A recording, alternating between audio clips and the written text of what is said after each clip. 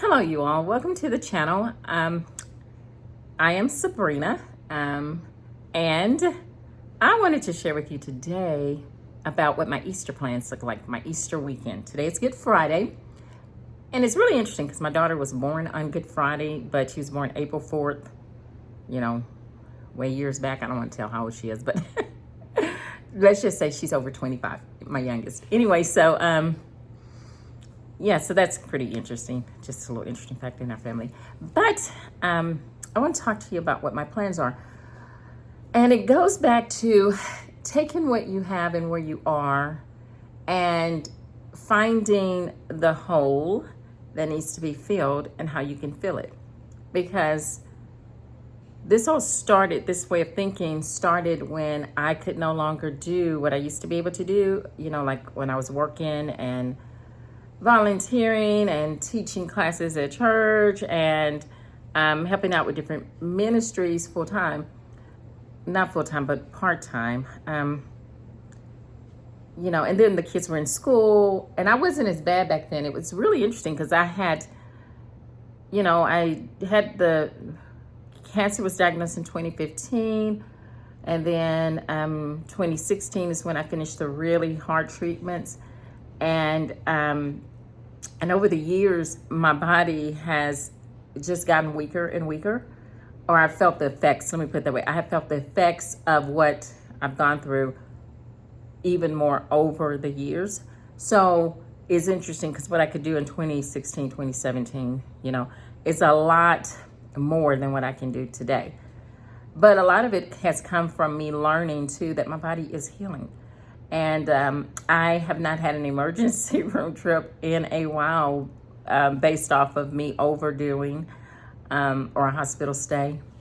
So I've learned, I would do more and then be really bad off and have to rest for like 2-3 months before I could get back to where I maybe, half of what I was doing. So I've learned not to do that anymore. And so it looks like I'm doing a whole lot less, but my body's really full-time healing. So what I have to do now is what holes need to be filled that I can fill in life. In my family. And so I'm filling those holes because God has a purpose and plan for everything. And just because I can't do what I used to do does not mean I'm useless, right? And the same thing with you. Things can change, your circumstances can change, but you're still useful. You still have things that you can give. And it's very hard when you have to let go, because that was my situation. You have to let go of things you really, really loved and do some things that you didn't even think of. So my Easter weekend looks like this. I'm not working because I can't, I'm not working full time because I can't work the hours I used to work. So now I just kind of do things that I can do around the way I feel and my pain levels. So I went to chiropractic care. I am going to go get my niece and take her. We're finishing up prom stuff. Me and her mom, we took her to pay off her prom dress. She got fitted. I think it was 2 days ago, yeah. And the alterations, for alterations. And now we're going to go find all this other stuff that she needs since I'm available. And they don't have school today, so I'm about to go pick her up as soon as I finish this video. And then I'm gonna I'm get preparing because I'm gonna stay in Austin for 2 days because our church is having 5 services. 5. Oh, what's on my hands? Anyway, sorry, got distracted. But my church is having 5 services, and I'm going to serve 2 of them on Saturday, spend the night with one of my kids, and then on Sunday do both services in children's church because I'm gonna do the greeting and first impressions, like connection desk type stuff on Saturday. And then Sunday, I'm gonna do what I normally do with check-in for children's church in the main entrance. So anyway, for both services. And then yeah, and then I will probably come home a little bit later because I always spend a little bit more time in Austin, as you know. I'll find something to do, maybe with some friends or something. But yeah, so that's what I'm doing, and I can do it. Those are the holes that need to be filled that I can fill. And so, you know, it's the way of thinking that has helped me not be depressed and helped me to realize that you have to be fluid in life. And I know you have to be fluid, and I don't mind change.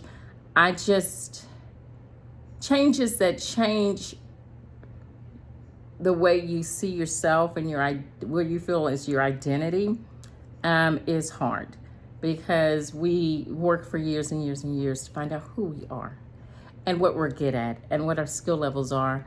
And it's usually takes till, you know, well, it depends on the person, how long it takes.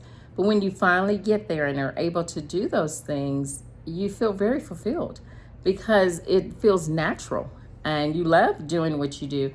And then to have to let go of all of that you've for years honed and perfected and trained for, because of a situation that you have no control over medically, it's hard.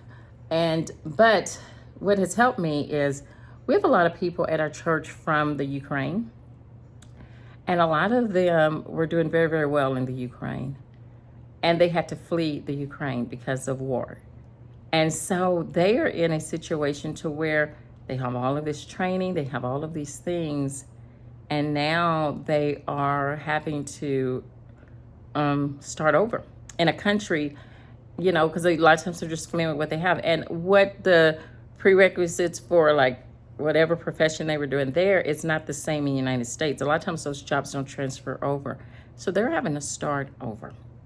And they're having to receive a lot of help to get stabilized and get used to a different culture and the way we do things. And it's huge for them.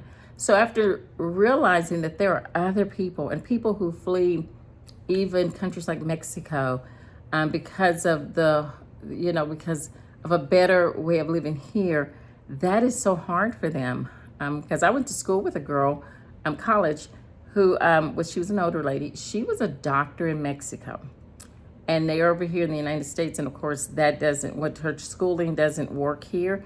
So she has to do a lot more in the United States to be able to operate as a doctor. So she's having to take a lot of classes that maybe she even taught other people on. And that is just hard. But you either do it or you sink and you do nothing. So, cause that's what she said. She said, okay, it's going to be like another 10 years of my life. But she said, but I'll be able to practice in the United States after 10 years. So she said, that's what keeps me going. So, so that's that's a really interesting way of thinking of things. And it's a good way of thinking of things. So that's what I'm doing, going forward. I am really working on that. Oh, and I did my braids too. I've been doing my braids. It takes about 3 days in stages to get them done, taking them down, getting them washed, conditioned, then, putting them up again. It's a long process, but they're done. I did the last clipping on my ends this morning. I was gonna redo some of the top part, but I'm not doing that until after Easter. So once I get done with helping my niece, I am going to start packing, do some work, and then go and do Easter for 2 days. Well, you all have a great day and have a great Easter Resurrection Day celebration. And remember to have courage in adversity, to have courage in pain. Everything we do to move forward is never done in vain. Bye. Until next time.